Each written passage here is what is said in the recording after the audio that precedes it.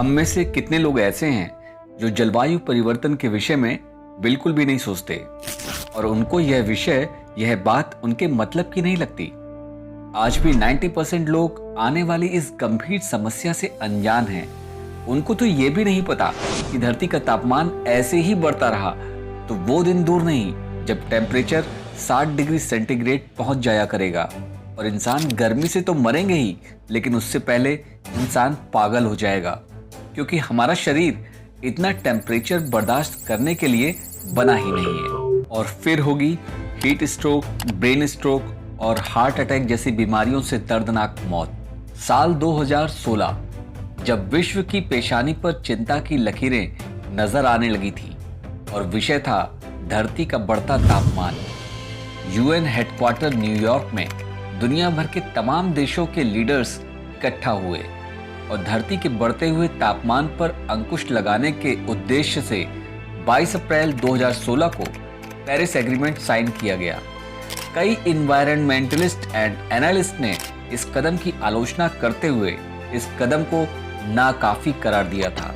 इस एग्रीमेंट के तहत ग्रीन हाउस गैसेस के उत्सर्जन को कम करने और 2030 तक धरती के तापमान को पिछली सदी के एवरेज टेम्परेचर से अधिकतम 1.5 डिग्री सेंटीग्रेड तक ही बढ़ने का लक्ष्य रखा गया था। Seen a global climate deal like Paris before. Almost every country in the world signed up to a common goal to limit the global average temperature rise to well below 2 degrees above pre-industrial levels. Ideally 1.5.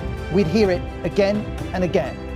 इस लक्ष्य को हासिल करने के लिए सभी विकसित और विकासशील देशों ने अपने देश में कार्बन के उत्सर्जन को तत्काल प्रभाव से 50% तक कम करने की शपथ ली थी, ताकि वांछित लक्ष्य को तय समय सीमा में हासिल किया जा सके।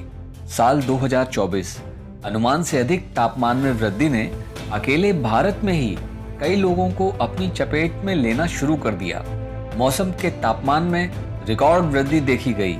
For the first time, global warming has exceeded 1.5 degrees Celsius across an entire year. That's according to the EU's climate service. Copernicus saw warming reached 1.52 degrees in the period from February 2023 to January 2024. पहली बार तापमान 50 degree centigrade को भी पार करने लगा, जिससे heat stroke, brain stroke, dehydration, diarrhoea, heart attack जैसी बीमारियों से मरने वाले लोगों की संख्या में वृद्धि हुई। At least 61 deaths from suspected heat stroke have been confirmed from multiple states between the months of March and May. कहीं पर तूफान ने तबाही मचाई तो कहीं बढ़ते टेम्परेचर ने लोगों का घर से बाहर निकलना भी दूभर कर दिया।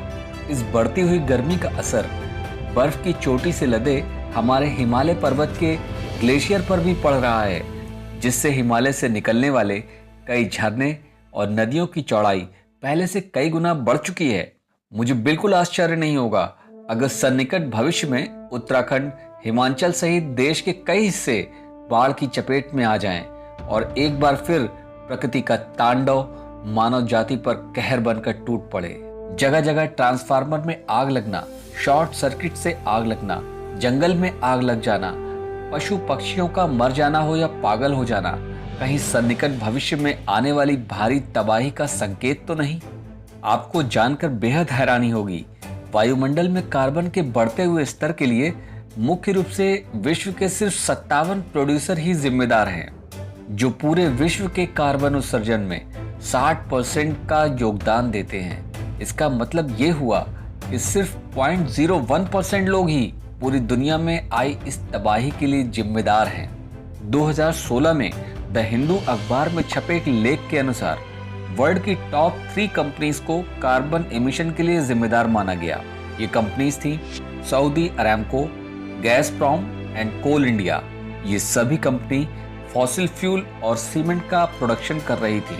सन 2022 में आई स्टैटिस्टा की एक रिपोर्ट बताती है कि 2022 में अकेले चाइना लगभग 31% कार्बन के उत्सर्जन के लिए जिम्मेदार पाया गया और दूसरा नंबर था यूनाइटेड स्टेट्स ऑफ अमेरिका का, जो कि 13.6% कार्बन एमिशन कर रहा था और तीसरे नंबर पर 7.6% के साथ भारत का नाम था।